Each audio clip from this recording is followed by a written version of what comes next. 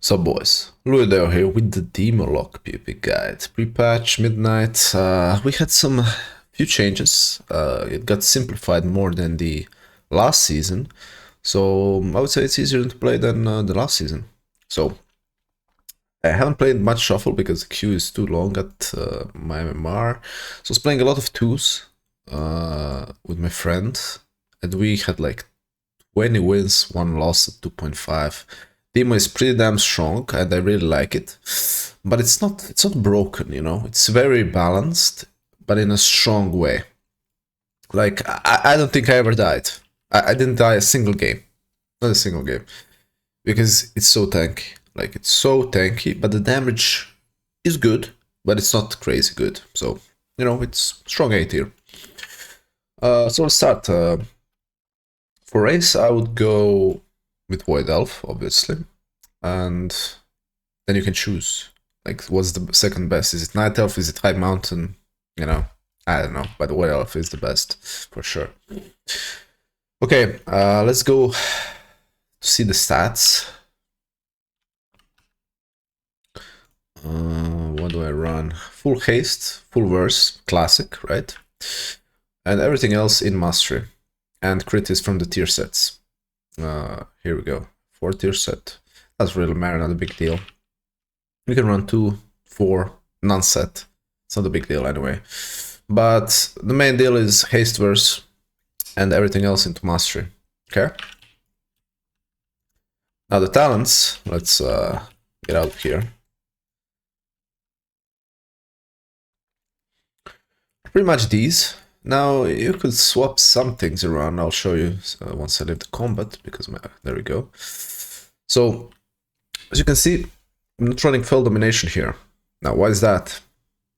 Because you don't need it anymore. Because your pet won't be dying.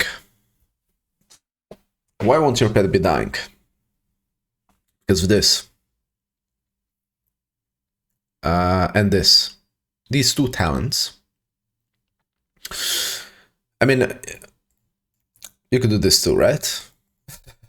It's not gonna change a thing. Like, you can do this too. If you're used to it, but, you know, just to cut one keybind. Why not? So, oh, sorry, wait, wrong one. This one I meant, right? If you want to cut on one keybind, you can do this. So if you see your pet going like 60%, 50, 40, just drain life, it's back up in 2 seconds. Okay? With drain life, you're healing your pet. That's why we are doing this. Now, what else can we change? We don't need 2 points here. This is for extra tankiness. You can do it. I like this more. And 1 point here. This is very good. Now, this is more for shuffler trees. Since I'm playing twos, I went with this route, right? I didn't really need these. But in a normal game or a BG, this is better, right? Now, mid tree, I like this. And the right tree is a we have few options here. Okay? Intellect 2%, mastery 2%. I think intellect 2% is better. This one is optional too, so you could put that 2 here. Okay. This one, I think this is better, honestly. 3 seconds is good. But I don't know, I didn't see it. Like, with this combo, the Felfire bolts are usually top damage. Like, this build does a lot of damage. Especially the imps. Okay? So this is what I run all of my games. Here you can change, as I showed you, these 2 points, these 2 points. Now, PvP talents, Impish Instincts, I always go. Soul Rip, I also always go. And now I usually go Gateway Mastery if it's not twos. Okay, if it's not twos, Gateway Mastery, and then we can change Soul Rip depending on the matchup. to Netherward, to Soul Rip, Call Fell Lord. Everything else is not playable. Shadow Rift is amazing in BGs. BGs, this is so good. And that's it. It's not that great. And that's it. So since I'm not running Gateway Mastery because in 2s it's not that big of a deal, so instead of that I'm running Fell Lord, Netherward, or Soul Rip. Okay, so if I'm playing against Mage, I'm gonna take this, or you know, Boomy, whatever, right? Even though Mage can steal it, so you need to time it well. Okay, let's get to the damage. So how do we do damage actually? Well, we'll have a, since Demon Lock doesn't really have a burst, guys, right? We have a priority. And the priority is you want to have your dogs out at all times, right? So, Dress Stalkers out, right? Now, if you have 3 or more soul shards, you want obviously Hand of Gul'dan. Then we use our Demo Bolt procs, right? Boom, we are above 3 again, we Hand of Gul'dan. Now, once we are ready to burst, we will summon our Fell Ravager. It would be great if we kick something at the same time with that lock summon. Okay, we summon our Fell Ravager. But we want to have some imps first. We want to have some imps out, okay? So let's do that. Let's have some imps out. Then we want to summon our dogs, then the other big dog. A little bit more of imps. And then we summon the Demon Tyrant. Why? We do it that way because, as you can see, damage dealt by demonic is increased by 10% for each wild imp, so we want to have as much as wild imps as we can, and dogs. Okay, so before it was extending all the pets, now the damage is increased by 10% for each imp and dog. Okay, so that's the rotation, guys. You want to have as much as imps, dogs, everything out before summoning your tyrant. And then you just go in and, you know, do rotation. Very simple.